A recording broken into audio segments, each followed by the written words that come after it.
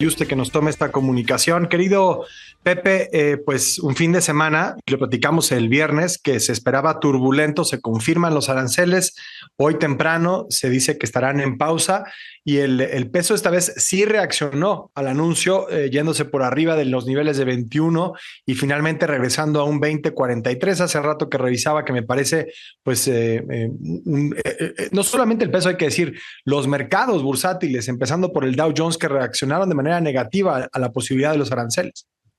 Sí, Enrique, ¿cómo estás? Buenas tardes, qué gusto escucharte.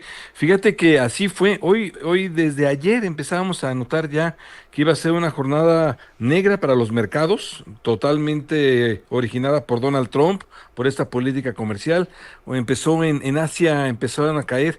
Y fíjate lo que es la globalización, Enrique, empezaron a caer empresas asiáticas, claramente las coreanas y japonesas, pero empezaron a caer, por ejemplo, Kia, que tiene planta en México, Samsung tiene planta en México, LG tiene planta en México y exporta en Estados Unidos. Desde ahí empezó. Se fue hacia Europa, en Europa caían, por ejemplo, en Alemania, caían automotrices como Volkswagen, planta en México, BMW, planta en México, Mercedes, se fueron a España, en España el BBVA obviamente caía con una gran participación en México. Vaya, la globalización totalmente, bueno, pues fue día negro para los mercados con este efecto que decía Donald Trump al imponer aranceles del 25% a México y a Canadá, pero particularmente a México sí llamó la atención, pues este efecto globalizador que sí se sentía que iba a ser una jornada totalmente negra en los mercados. Sí. Oye, Pepe, ¿qué decir de de este amague ¿cómo le decimos? El, el líder de Ecuador, el chavito fresa que quiere ser como Trump en Ecuador, el presidente de Ecuador, no sé, Daniel Noboa, que dice que le va a poner 27% de arancel a todos los productos que importa Ecuador desde México, porque pues no tiene un comercio justo, o sea, como subiéndose al tren de Trump y diciendo, pues yo soy igual, y este cuate que pues, no ha hecho nada más que empeorar las relaciones entre México y Ecuador desde que tomó el puesto, y donde pues, además hemos visto un deterioro de la situación de seguridad y de democracia en Ecuador terrible. Suena fuera de la realidad, Enrique. La verdad es que suena totalmente fuera de la realidad. A ver, con Estados Unidos estás hablando del Tratado de Libre Comercio más exitoso del planeta hasta este momento. Después de 30 años, sí se puede decir, por el nivel de comercio y de inversión es el más exitoso. Estás hablando de economías, pues, con una gran interacción que tienen, son grandes.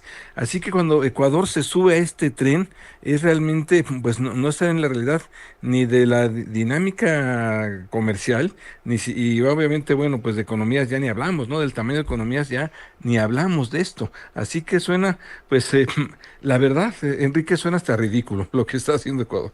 Pero bueno. Sí, sí. Sí, bueno, me parece que muy a tono con las acciones que hemos visto de parte del gobierno de Noboa desde hace ya mucho tiempo, y que desafortunadamente pues han tenido un efecto importante en el bienestar de los ecuatorianos. En este mes que se ponen de plazo ambos gobiernos para trabajar en materia migratoria, en materia de economía, de, ¿prevés que los mercados sigan comportándose con cierto nerviosismo, o quedó superada, digamos, la crisis, y de aquí en adelante, pues ya habrá más certeza sobre el rumbo que tomará esta relación, y los detalles de la negociación, tal vez ya en el 26 del TEMEC? Sí, lo narrabas muy bien, Enrique. Los mercados, el tipo de cambio, el nerviosismo bajó del 21.20 a 20.45, 44 que está en este momento, pero ahí se quedó. O sea, 20.40 es un tipo de cambio de nerviosismo, de tensión, todavía de tensión, ¿no? Va a mantenerse la tensión en ese momento porque no se sabe exactamente, pues, qué es lo que quiere Donald Trump. Todos creemos que quiere la negociación de migración y la negociación en fentanilo y seguridad. Todos creemos que quiere eso y estamos pendientes, pero yo creo que va a ser un tipo de cambio de tensión. Ahora, lo que vimos ayer, y tú que conoces bien la economía de Estados Unidos, lo viste, fue interesante porque fue una reacción de las propias asociaciones de productores de Estados Unidos. O sea, fue aquí, claramente fue American Chamber of Commerce quien se opuso inmediatamente a estos aranceles, diciendo, oye, somos las empresas estadounidenses en México y esto, lejos de ayudar, nos va a empeorar las cadenas de valor, nos va a empeorar, obviamente, todos los costos de producción, nos va a empeorar la globalización. Eso aquí, pero allá fueron asociaciones de manufacturas muy enorme, la asociación de manufacturas fue la asociación de productores de casas, inmediatamente salió a comentarlo, y fueron varios productores locales donde hacían el recuento y lo que iba a pasar allá era muy claramente no solo un problema de costos para las empresas, sino también, Enrique, claramente ya empezaban a ver los periódicos, costos obviamente para las personas, iba a haber inflación, inflación donde decían, oye, y la empresa que más consumimos es Modelo.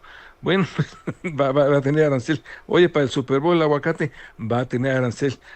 Y entonces empezaban a ver distintos productos que llamaban la atención como inmediatamente, bueno, pues iba a haber una inflación. Imagínate con inflación y con esa inflación, Enrique, que iba a ser elevada, tampoco iban a poder bajar las tasas de interés, que se mueve mucho la economía de Estados Unidos con tasas de interés. Entonces yo creo que la propia reacción en Estados Unidos no se la esperaba el gobierno de Donald Trump, que fue totalmente opuesta a ella. Bueno, viste la editorial de Wall Street Journal, lo que les Sí, comentó sí, la sí, editorial institucional, o sea que la fue guerra a cabo. comercial más tonta, ¿no? Del titular de la editorial del propio Wall Street Journal.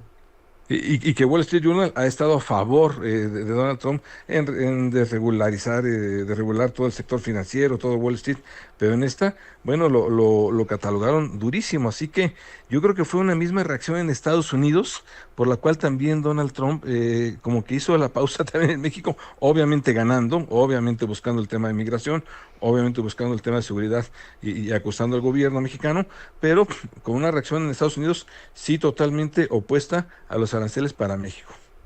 Pepe, buenas tardes, te saluda Fernanda Caso. Y bueno, si bien por el momento no va a haber aranceles, lo que sabemos es que únicamente se pospuso durante un mes la decisión. Y mi pregunta es, ¿cuánto tiempo se puede sostener este nivel de incertidumbre, ¿no? Porque, bueno, para los inversionistas, eventualmente que están pensando en hacer, en construir nuevos centros de producción, nuevas fábricas, pues no es un escenario ideal estar con la espada sobre el cuello amenazando todo el tiempo que nos van a poner aranceles. ¿Cuánto tiempo puede aguantar la economía mexicana así?